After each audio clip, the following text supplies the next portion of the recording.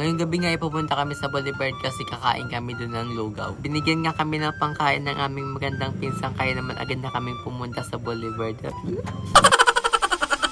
Habang naglalakad nga kami papuntang Boulevard ay nadaanan pa kami ng kuya ko. Malapit nga lang yung Boulevard dito sa amin kaya naman nilalakad lang namin ito. Nakarating na nga rin pala kami dito sa may Boulevard at malapit na lang yung pagkakainan namin ng lugaw. Kagabi nga ay nagsabi yung pinsang kong maganda na magsisend daw siya ng pang midnight snack namin. Pero ngayon lang siya nagsend kasi gabi na noon. Nakarating na nga rin pala kami sa lugawan ng antay ko at siya nga yung naka-duty ngayon at may kasama siyang 3. Magsisimula nga silang alas 4 ng hapon at magsasara naman sila ng alas 10. Dito nga rin pala sila nakapwesto sa may Barangay Ordanita Boulevard. May sari-sari store nga sila dito at may lugawan din. Kaya naman nag-order na kami para makakain na. Ang kanilang pwesto nga ay katabi lang ng leisure hub dito sa may Boulevard. Nung dumating na yung order namin ay agad na kaming kumain. Thank you nga ulit sa binigay mo, Ate Abby.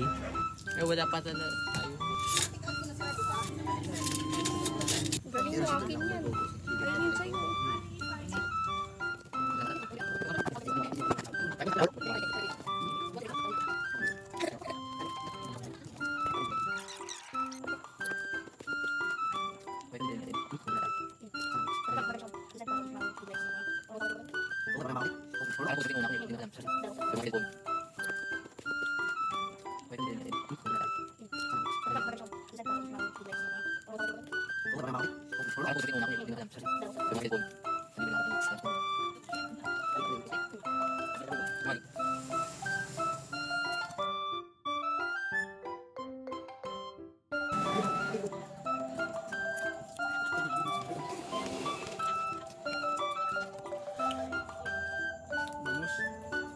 Yun lang, bye-bye!